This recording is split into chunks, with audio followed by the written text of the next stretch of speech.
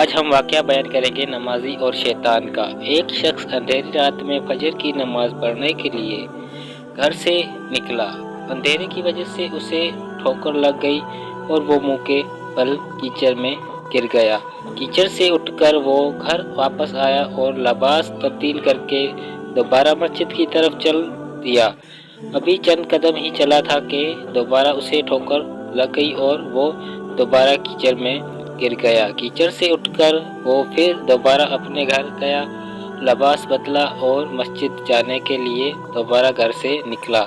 جیسے ہی وہ اپنے گھر سے باہر نکلا تو اس کے دروازے پر اسے ایک شخص ملا جو اپنے ہاتھ میں روشن چراغ تھامے ہوا تھا۔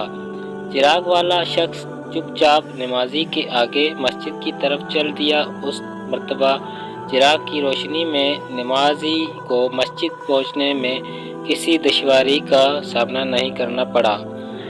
وہ خیریت سے مسجد پہنچ گیا۔ مسجد کے دروازے پر پہنچ کر چراغ والا شخص رک گیا۔ نمازی اسے چھوڑ کر مسجد داخل ہو گیا اور نماز ادا کرنے لگا۔ نماز سے فارغ ہو کر وہ مسجد کی باہر آیا تو وہ چراغ والا شخص اس کا انتظار کر رہا تھا تاکہ اس نمازی کو چراغ کی روشنی میں گھر چھوڑے آئے۔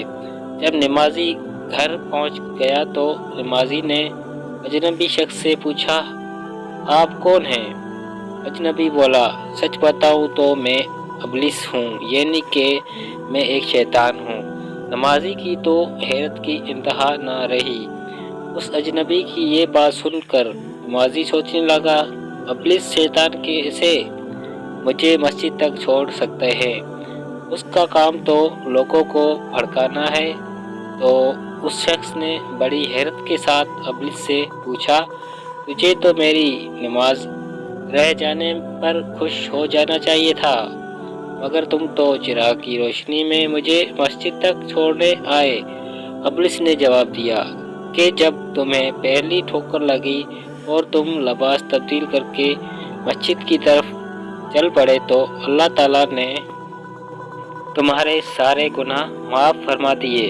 جب تمہیں دوسری ٹھوکر لگی تو اللہ تعالیٰ نے تمہارے پوری خاندان کو بخش دیا، جس پر مجھے فکر ہوئی کہ اگر اب تمہیں ٹھوکر لگ گئی تو اللہ تعالیٰ کہیں تمہاری اس عمل کی دولت تمہارے سارے گاؤں کے مغرب نہ مان دے۔